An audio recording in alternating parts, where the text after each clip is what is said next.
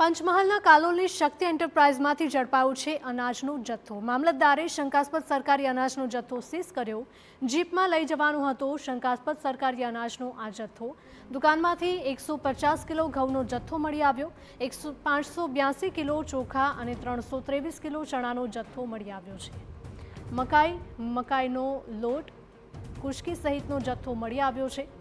કુલ 1,18,000 રૂપિયાથી વધુનો જથ્થો સીઝ કરવામાં આવ્યો છે। શંકાસ્પદ અનાજના અલગ અલગ સેમ્પલ લઈને તપાસ શરૂ કરવામાં આવી।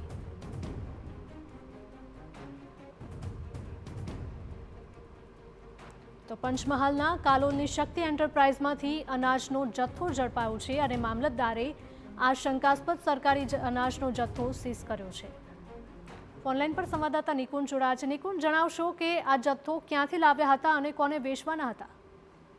ચોક્કસથી આ સમગ્ર ઘટના જે પંચમહાલ જિલ્લાના કાલોલ તાલુકાના જે કાલોલ શહેર છે, જે બોરુ રોડ સ્થિત શક્તિ એન્ટરપ્રાઇઝમાંથી શંકાસ્પદ હાલતમાં ઝડપાયો છે।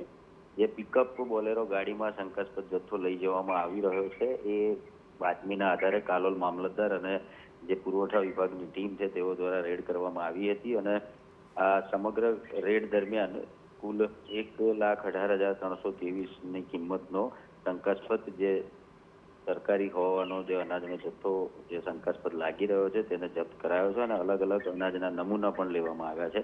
આ જથ્થો ક્યાંથી લાવવામાં આવ્યો હતો અને કેટલા સમયથી લાવવામાં આવતો હતો તે દિશામાં કાલોલ મામલતદાર અને પુરવઠા વિભાગની ટીમ દ્વારા હાલ તપાસ કરવામાં આવી રહી છે અને અનાજનો જે જથ્થો છે તે ખરેખર સરકારી જ અનાજ છે કે કેમ તે અંગે પણ કાલોલ મામલતદાર દ્વારા તેના સેમ્પલ લઈ અને પરીક્ષણમાં મૂકવામાં આવે છે। બિલકુલ, માહિતી બદલ આપનો આભાર।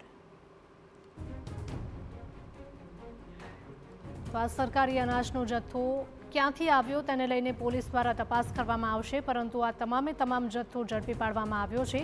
582 કિલો ચોખા સાથે 323 કિલો ચણાનો જથ્થો પણ મળી આવ્યો હતો।